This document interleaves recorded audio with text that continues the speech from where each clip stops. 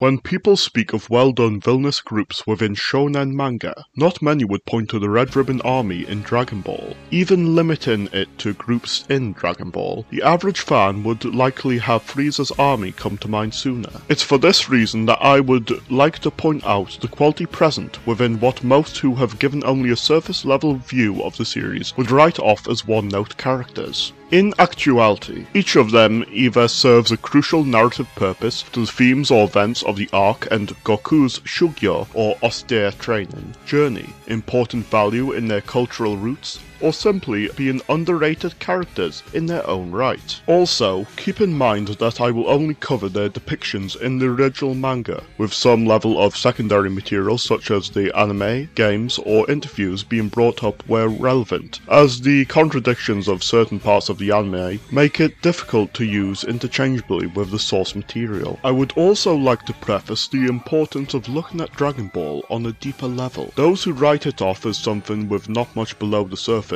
or pointing out things such as Toriyama intending it to be no more than an entertaining story, seem to forget the obvious, that Toriyama is still a writer with his own experiences and views that would subconsciously bleed into his work even if not his intent. Not to mention the cultural ties that he drew from in creating many of the concepts in the series rooted in Taoist, Buddhist and Shinto ideals, along with dynamic character arcs that could not have been done successfully if every aspect of the story was purely popcorn material. For example, many may find depth within the dynamic nature of a character such as Indiana Jones, as well as the running theme of religion and faith in the original trilogy, despite George Lucas having said that there was nothing he intended with those films to be below the surface, unlike with Star Wars. It is always important to take a deeper look at the media you consume to see what surprising aspects you may find. This first part will cover the members of the army encountered in Goku's invasion of Muscle Tower. Some may question the skipping over of Colonel Silver, but there's honestly not that much to him.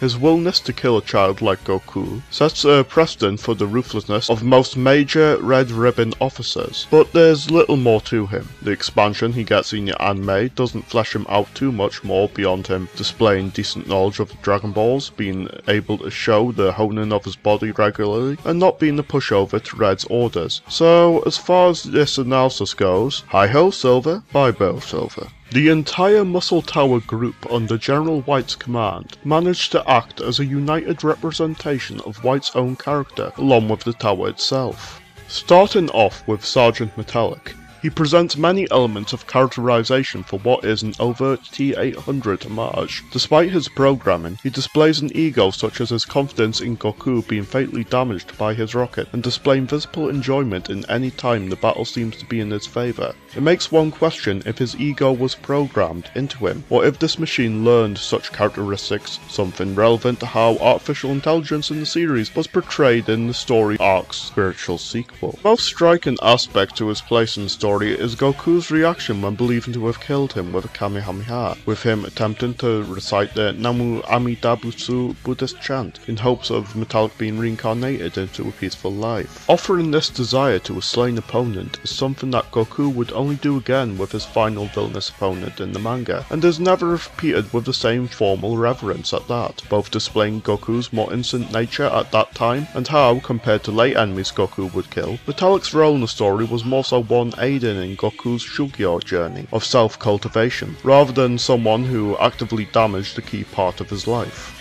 Metallic's body and durability also serves as a representation of physical strength in what's the most obvious of themes in Muscle Tower, and White's mindset as a whole, with this being overcome by the strength and mindset of a boy being the first of several aspects of White's psyche to be overcome before he is physically, but more on that later. With the appearance of Sergeant Major Murasaki, one who bothers to think about what he represents may ask, why is a clearly Japanese ninja part of a very western-inspired expansionist army? One could see this as Toriyama playing with opposites as he does constantly in premise and execution throughout the manga's entirety, with the type of assassin associated with Japan's more isolationist eras sticking out as an opposite to the very western Red Ribbon Army's global domination. If one were to look at it with an allegorical sense, however, it may act as a critique of the changes in Japan's culture during the 19th and 20th centuries, with the importance of tradition gradually being stamped out in favour favour of integration into more globalist ideals. Despite his employers and rank, Murasaki seems to have no reverence to the Red Ribbon Army, or white superiority beyond the most formal of courtesies, and still utilises such polite terms as zo in presence of someone actively opposing them. Perhaps an after effect of his role as a ninja stereotype, but his utilisation in context presents him as someone who sees his role in the army as a job more than anything else. However, the reveal of his 4 identical brothers working with him at Muscle Tower would imply perhaps some level of noble intentions in initially joining the army, such as providing for his family or keeping their bonds tight, before the ideals of the Red Ribbon Army corrupted them. The fusion of opposites in conflict with themselves is further strengthened with his actions in being less an efficient and deadly killer, as he presents himself as, and more a bumbling gag character whose ninja skills are undercut by Koku at every point. Amongst these, one subtle aspect is the kanji of nin in ninja that means endurance, sacrifice and forbearance, and denotes discipline to a strict code, being placed opposite a pin-up of a scantily clad lady in his house that is far from a disciplined mindset. This woman's very western looks also provide more to answering the initial question of Murasaki, as perhaps his integrated role into an opposing culture led to his upheld ideal to be stripped away, and he may have been far more of a disciplined, spiritual and efficient killer that he sees himself as, rather than the undisciplined, vain and incompetent collection of ninja jokes he actually is after having integrated into the army's ranks. Like with Metallic, Murasaki's character is one that vicariously explores that of White's. His sneaky approach to combat and lack of great self-awareness are antithetical to White's overt attitude in displaying power and authority as a means of showing White's flaws in leading, commanding and utilising his subordinates. Though not part of the Red Ribbon Army's ranks, Jinzoningen Hachigo, Artificial Human 8, or Hacchan, as Goku names him, requires some coverage as a creation of the army, and setting the groundwork for others of his kind later in the series. Much like Metallic, he is a machine that presents a sense of individuality or personality, but on opposite ends, with Hacchan being pacifistic to the point of not changing his position, even when threatened with destruction. A fundamental difference between them can be found with Hacchan's designation as an artificial human, that shows he's in some way different from Metallic, assuming you go by the sources stating 8 is fully mechanical, as this is a topic that various sources are inconsistent on, particularly when he is referred to by a term completely unique to Toriyama's work, rather than an android or cyborg, as many localizations of the series do for simplicity. One of the reasons why the Funimation dub was a poor representation of the series, which damaged perceptions of the series in the West, but that's a topic for another time.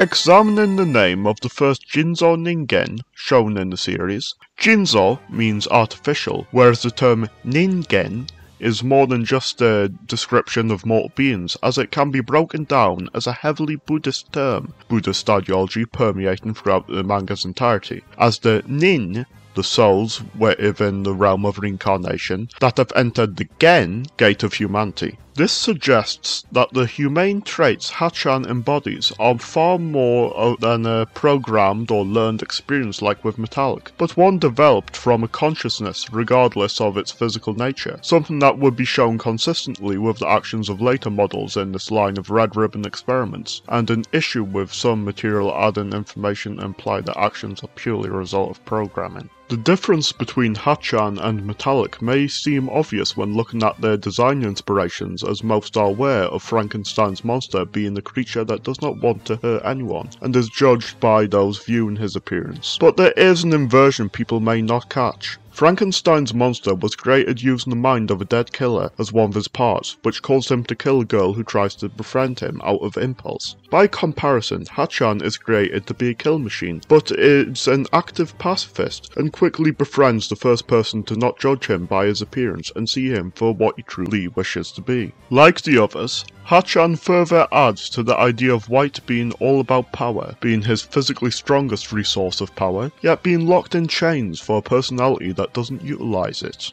Hacchan would later relinquish his idea of complete pacifism when General White injured Goku, though this was the result of a new friend having shown him that power and violence could be utilized as a means to protect others. After all, Hacchan himself would have been destroyed if Goku had been as inactive as he. And this being tracked as a moment of realization is furthered, with the observant noticing that Hacchan's action is after his eyes have become pupilless. With Dragon Ball's concepts being rooted primarily in Budo Taoist ideals, the several instances of characters going into such a state implies a letting go of consciousness and allowing their subconsciousness to take control. Hacchan may wish to not hurt anyone, but, deep down, he comes to the realization that violence to protect is a necessity. It's quite poignant that an artificial human realizing this through his friendship with Goku would be reversed in the future with a similar artificial human providing Goku's son the same lesson. Another non-official member worth pointing out in the build-up to White is Buyon. There may seem little to talk about with a one-dimensional blob monster that exists only to wear Goku down enough for White to seem to at least be a potential threat, but like Muscle Tower and those within it, he serves as an allegory to White's mind. With this reading of the text, and considering the location of this monster within a secret room, it can be seen as a representation of White's inner ugliness that he wishes to keep hidden.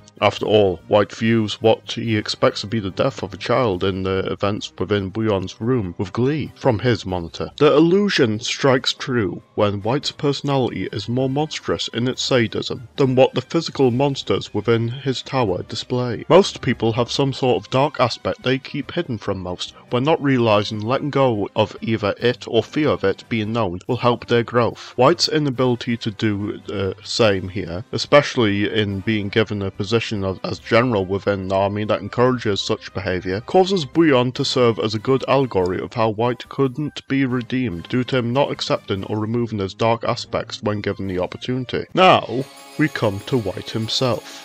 Just before the introduction of Buyon, the observant will notice a dragon head, specifically a green dragon from Dragon Quest, mounted on his wall and a rifle nearby. Beyond the cameo, this is an affirmation that White prides himself on displays of power in being able to poach such impressive game. This, combined with his powered guns design and the concept of Muscle Tower, a very masculine image of a phallic-shaped tower of muscles, in general presents the idea that White's mindset centers around outward displays of strength and the disdain of anything opposite to that, making it fitting the village chief he holds hostage is a frail old man, as well as him being trapped within the cell on the top floor, which under the Muscle Tower is White allegory is akin to him keeping all he disdains locked away out of his view within his mind. Despite this, Goku physically overcomes the extensions of White's dominance, resources, and inner ugliness, as well as defeating his greatest tool of strength with friendship, to have White not only be broken down physically, but mentally, to the point he's left to resort to underhanded tactics that, unlike with Murasaki, are antithetical to his ideology. White also refers to himself as Hacchan's creator. Given later revelations, this may seem inconsistent on a cursory glance, though may have greater implications. Being the head of a base containing two of the army's greatest scientific achievements at the time, and it being revealed in later material to not be too far from the hidden laboratory of the army's key scientist. Perhaps White also played some role in Gero's work, or has some more to his expertise than the brawn he prides himself on. These aspects of power, along with the Red Ribbon Army's design and general perception of others, serves as a clash of national ideologies as well. One could consider the idea of stability viewed as external expansion and displays of outward might to be a more Western ideal when considering things such as the Europeans colonizing the Americas. Even a basic knowledge of history will have one realise though that little stability was found in this, with such things as the American Revolution being near enough an inevitability for those on such a vast continent still far from fully explored lord serving a ruler far across the seas. And their continent of origin has changed so much since then in the image and mentality of its civilization. There can be seen a lot of truth in the more Eastern mindset that everything is in flux and that stability comes from the internal and accepting you are one in a constant state of change. It is through this that Goku prevails on an ideological level, as the internal strength you built up through Kame Sennin's teachings, as well as being open to his perceptions being challenged, is what allows Goku to overcome Muscle Tower, which ends up being no more than a pointless structure. After all, it is the friendship Goku formed with Hacchan that allows him to survive it when incapacitated by a surprise attack from White's powered gun. It is also fitting that White's defeat comes from him being punched out of the tower, his closed up lair of security, and forced out into the cold white of the snowy Jingle village, as the failings of his own decisions consume his body and mind, his strength reduced to nothing, his leadership shown feeble, and his inability to see beyond his limited mindset causing him to be killed by a being of the Red Ribbon Army's own creation. Though anime exclusive, this also makes Hacchan destroying the symbol of White's power and attempts at dominance in the anime a very fitting climax to the first act of the Red Ribbon Army arc. The Muscle Tower segment of the Red Ribbon Army arc serves not only as a microcosm of the ideas of this arc, such as how underestimating Goku's physical appearance is the undoing of his opponents, but also a microcosm of Dragon Ball's ideas as a whole. Despite the Eastern ideas Goku is taught by Muten Roshi, in that there's always someone stronger, and that true strength is built internally, it's through his encounters with many Western foes in this arc, or even this segment of it, that he also allows his desire to become stronger to manifest as he constantly attempts to reach new heights of strength in the body from there on. If he had simply copied the teachings of his master, he would have also become overly content after becoming stronger than anyone around him, and do the physical training of his Shugyo only when necessary, rather than having it being ingrained into his essence as a constant desire to improve himself. It's through this difference in mindset and methods that Goku provides both Eastern and Western philosophies of improvement, which is probably a major reason why the Dragon Ball franchise holds a lot of popularity all around the world, despite many parts of it being rooted in very Eastern cultural ideas. With the tower being a constant escalation that tests Goku's strength, intellect, speed and stamina, as well as shows the importance of the bonds he creates, is a compact display of the story's overarching narrative of Goku and many others improving themselves through facing ever stronger opponents and tougher challenges, as well as forge new alliances in the process. It's no surprise that, in the one major arc Toriyama wrote as a conclusion to the series, aside from the series' first one until his editor Torishima persuaded him to make it more than a short story, that an inversion of this tower would be used to display how far Vegeta and Goku had grown in strength and skill as fighters, as well as how Gohan had deteriorated in both. Each segment of it, by design or subconsciously, fit together well as components of its main villain's mindset for him to be completely defeated as well. This concludes the first part of an analysis on the members of the Red Ribbon Army in Dragon Ball, as a great amount of time has already been reached speaking purely of those within Muscle Tower. I will admit that I wouldn't have noticed some key aspects of it had it not been for the great amount of work Derek Padula put into his analysis on the series through the 4th volume of his Dragon Ball Culture series. I urge anyone who considers themselves a fan of the series to treat this as essential reading, as there is truly no other analysis of the manga that goes as in-depth as this.